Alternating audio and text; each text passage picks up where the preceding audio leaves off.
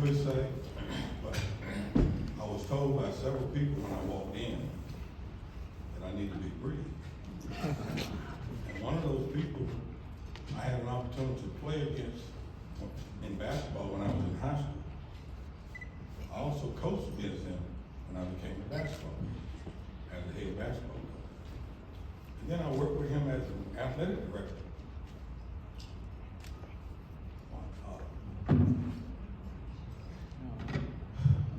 It's all right. Take your time. You right, bro. Go ahead.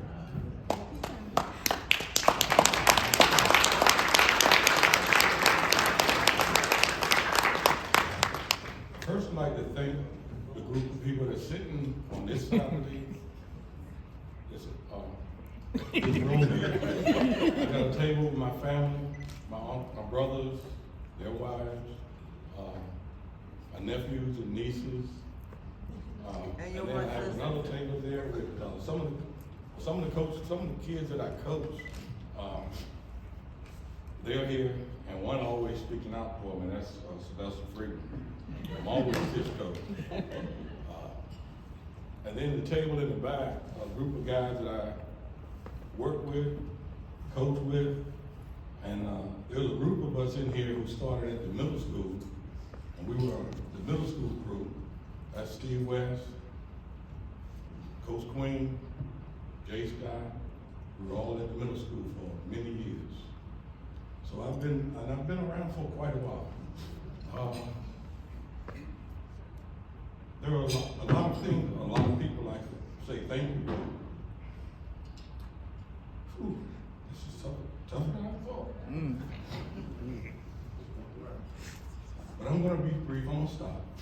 But before I do that, I want to thank the Sports Club for recognizing that I was a track coach for 20 years and in charge of track and field for 19 years. And I want to thank them for selecting a keynote speaker to speak at my induction ceremony, Grant Holloway, who's a track athlete. I had an opportunity to watch him when he was in high school.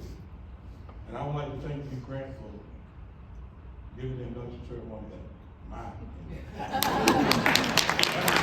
what I'm going to say. I don't know what you all going to say, but that's what I'm going to say.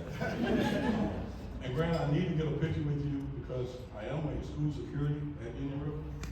And there are several kids there that run track. And there's a hurdler there. And we talk every day. And she shows me her events on her phone. It's dumb I shouldn't hear that. But I want to make sure I take a picture with you because when I go back, I want to let her know that I was standing here with an Olympic gold medal. All right, man. When you won that gold medal, I was also at Indian River High School over the summer. And the auditorium was filled with administrators from all over the city. And once that race started, you'd have thought they were high school kids hollering and screaming and jumping while you were running that race. And that auditorium was full with administrators. And I was one of those people in the back cheering on.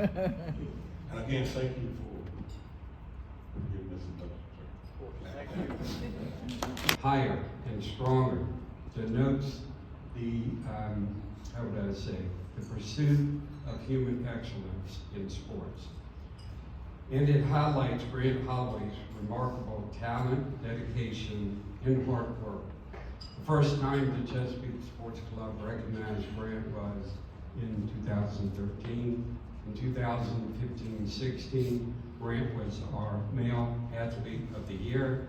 Just this past September, the mayor, Rick West, put on a recognition ceremony from the city of Chesapeake and City Hall, where we also inducted him into our Legend of Honor.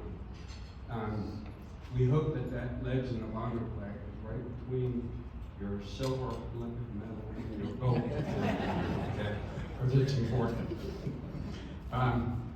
The Chesapeake Sports Club really recognizes excellence, and we recognize that with you, Grant, not only for your Olympic medals, but for your passion and, yes, your perseverance. Not only did you recently storm across the finish line in the 100-meter high hurdles, but you finished first in character. You finished first in sportsmanship, and you finished first in the hearts and souls of the citizens of Chesapeake.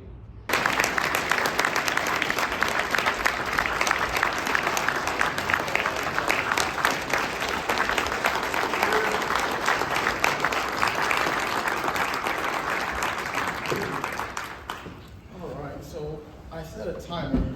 For those who don't know me, I like to talk, so I can go all day. But first and foremost, I just like to say thank you to the Chesapeake Sports Club.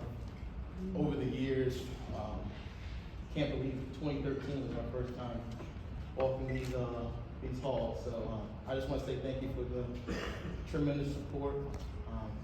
I don't think I would be where I would like to be without you guys' support. So I just wanted to thank you for that. Mr. Freddie, hey, congratulations, brother. I didn't really understand what it was like to be a legend until Melvin Queen Jr. always talked about you, and it's an amazing honor. So I just want to say congratulations again, my friend. So they said I had 15 minutes.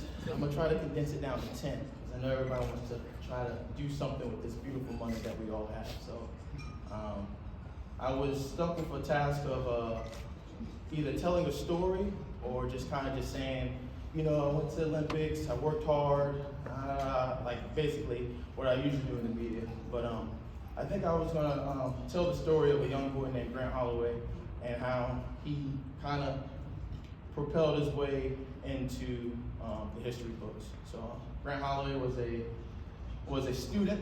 I don't think he was a good student. I don't think he was a bad student. I love you, Miss Smith. But he was a student, and at Grassfield, he played football.